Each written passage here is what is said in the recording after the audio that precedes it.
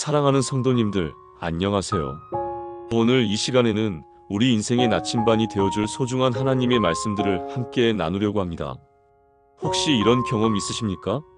아침에 일어나서 거울을 보는데 문득 이런 생각이 드는 거예요. 내 인생이 과연 의미가 있을까? 오늘 하루도 그저 그렇게 흘러가는 것은 아닐까? 어떤 일을 앞두고 있을 때는 두려움이 밀려오고 어려운 상황에 처했을 때는 절망감이 찾아오죠. 특히 요즘같이 불확실한 시대를 살아가면서 우리에게는 확고한 삶의 기준이 필요합니다. 그런 기준이 바로 하나님의 말씀이죠. 성경은 단순히 읽는 책이 아니라 우리 인생의 좌우명이 되어야 합니다.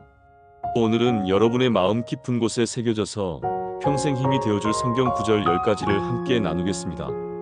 이 말씀들이 여러분의 삶에 어떤 변화를 가져다 줄지 정말 기대가 됩니다.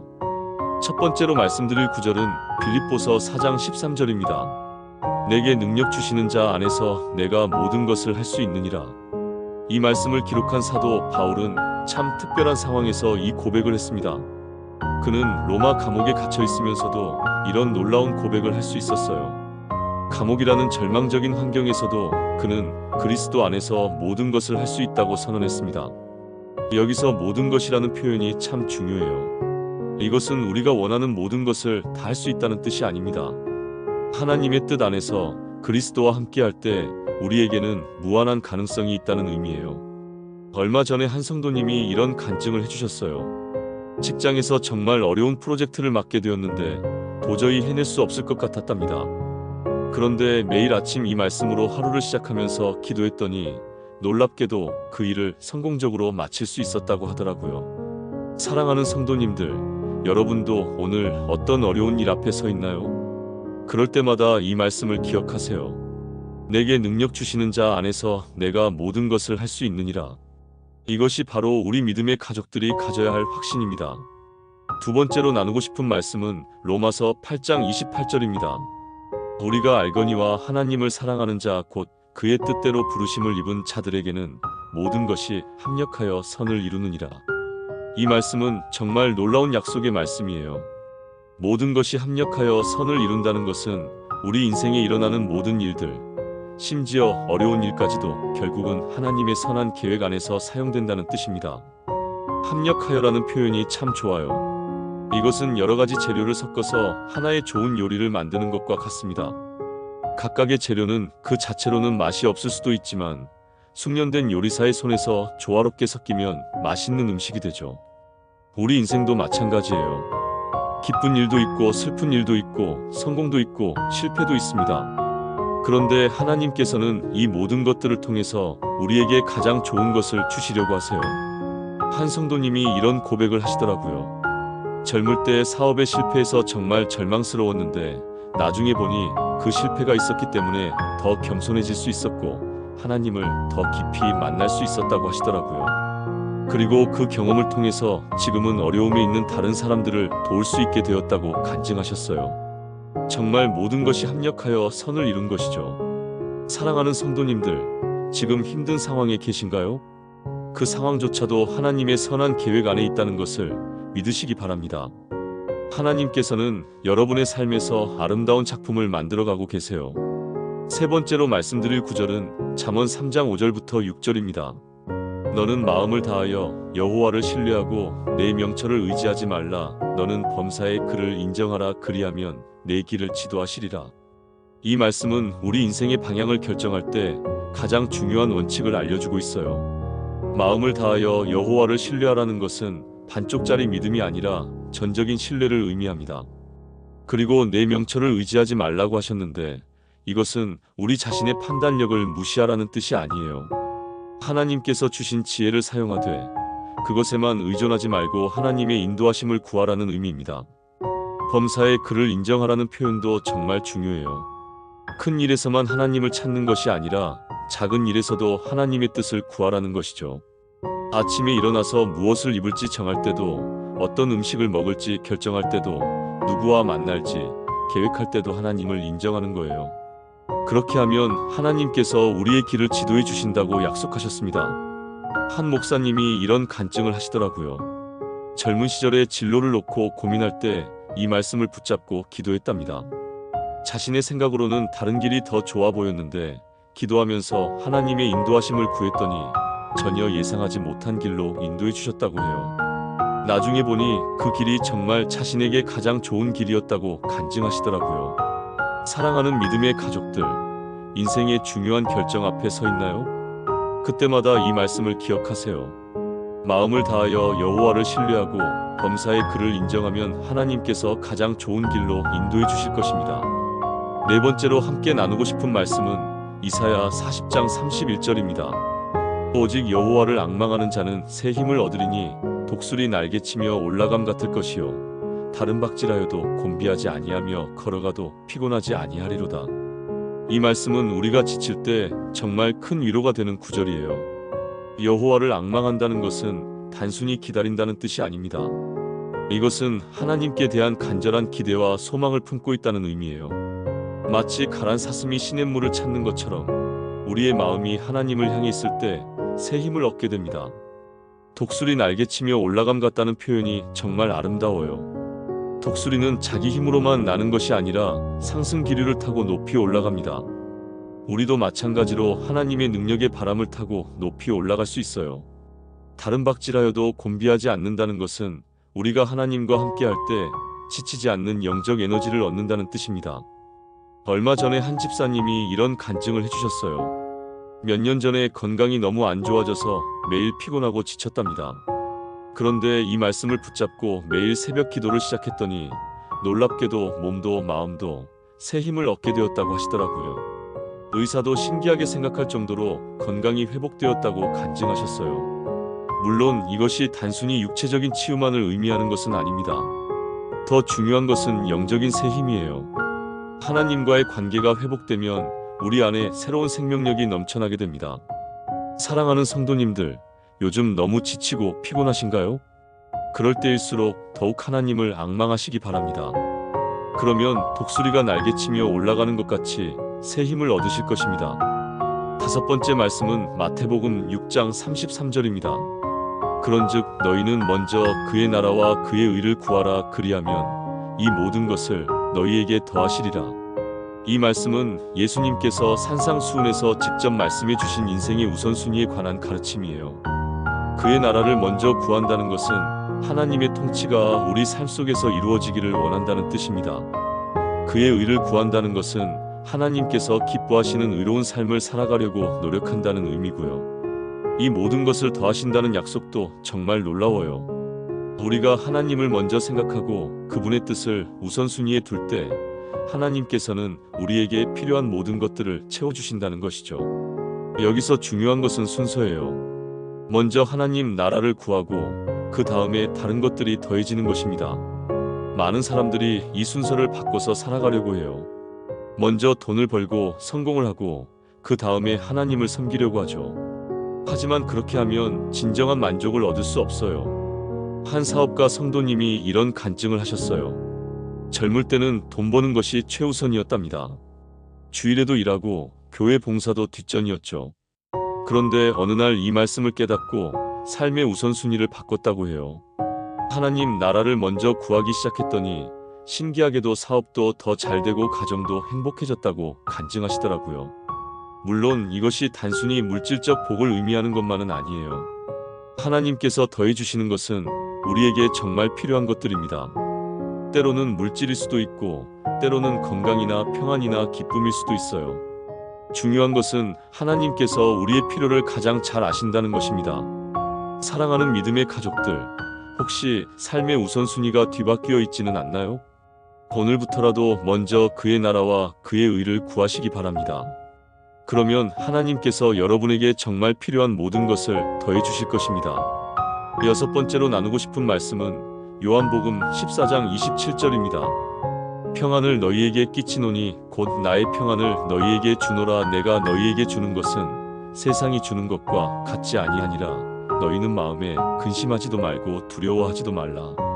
이 말씀은 예수님께서 십자가를 지시기 전에 제자들에게 남기신 고별사의 일부예요. 예수님께서 주시는 평안은 세상이 주는 평안과 전혀 다르다고 하셨습니다.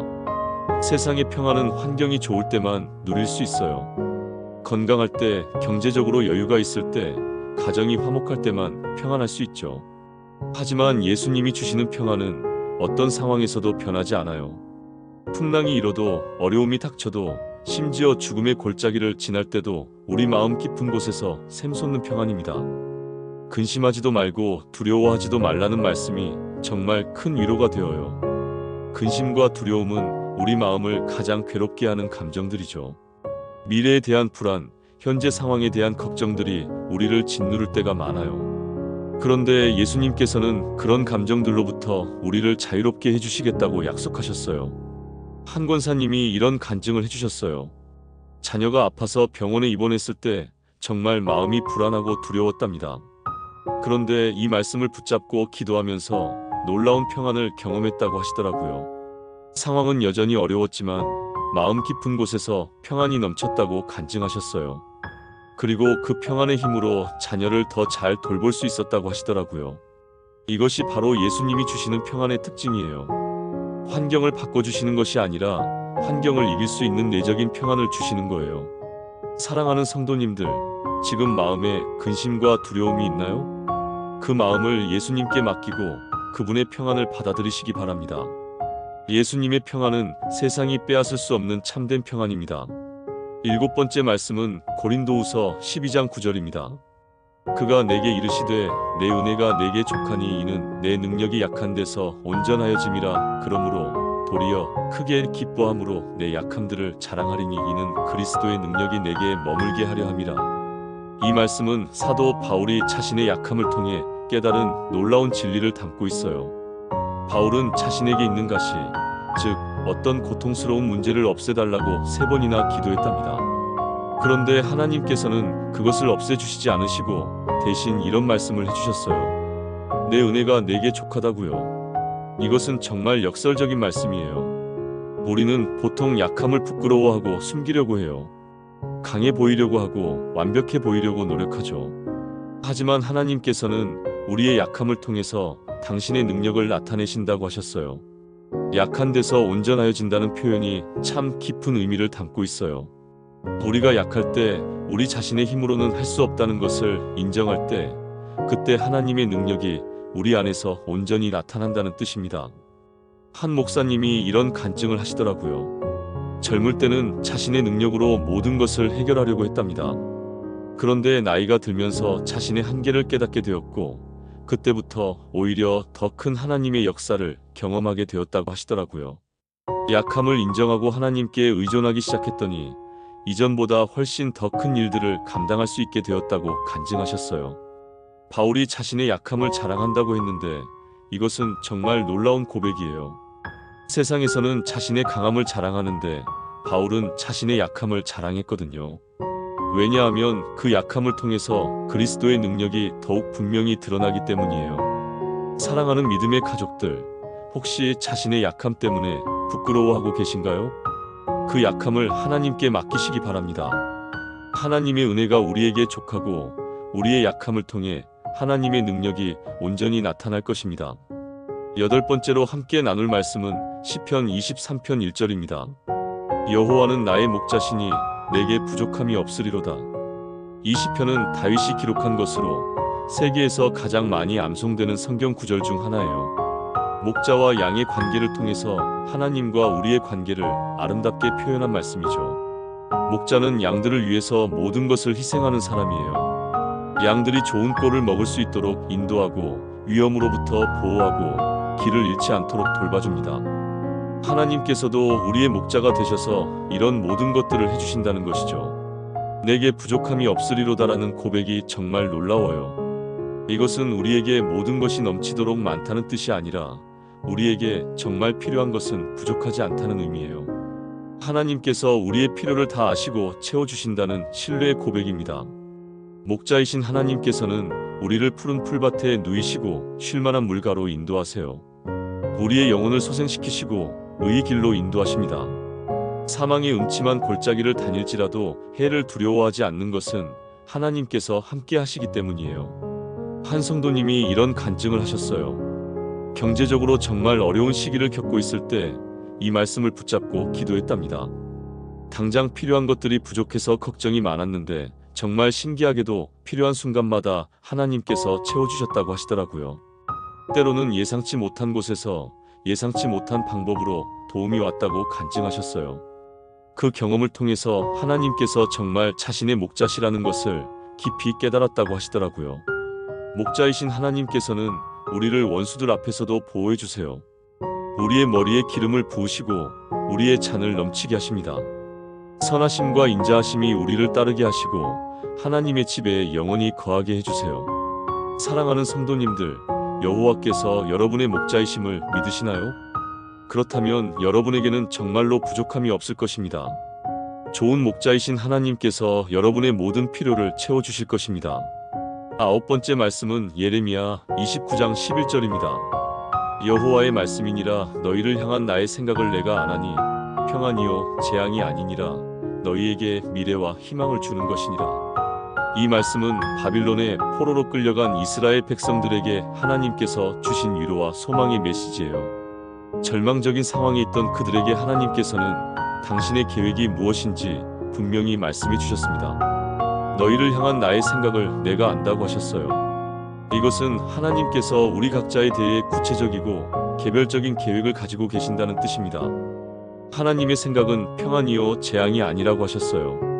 우리가 어려운 상황에 있을 때 하나님께서 우리를 벌주시려고 하는 것이 아니라 오히려 우리에게 평안을 주시려고 하신다는 것이죠. 미래와 희망을 준다는 약속도 정말 소중해요. 우리가 현재 상황만 보면 절망스러울 수 있지만 하나님께서는 우리의 미래를 위한 계획을 가지고 계세요. 그 계획은 희망적이고 좋은 계획입니다. 한 권사님이 이런 간증을 해주셨어요. 자녀가 대학 입시에서 연속으로 실패했을 때 온 가족이 절망에 빠졌답니다. 그런데 이 말씀을 붙잡고 기도하면서 하나님의 계획을 기다렸더니 나중에 더 좋은 길이 열렸다고 하시더라고요. 처음 생각했던 것보다 훨씬 더 자녀에게 맞는 전공과 학교를 만나게 되었고 지금은 그 일을 통해 하나님의 선하신 계획을 경험했다고 간증하셨어요. 하나님의 시간표는 우리의 시간표와 다를 수 있어요. 우리가 원하는 때보다 늦을 수도 있고 우리가 생각하는 방법과 다를 수도 있습니다. 하지만 분명한 것은 하나님의 계획은 항상 우리에게 가장 좋은 계획이라는 것이에요. 이 말씀을 히브리어 원문으로 보면 더 깊은 의미를 발견할 수 있어요.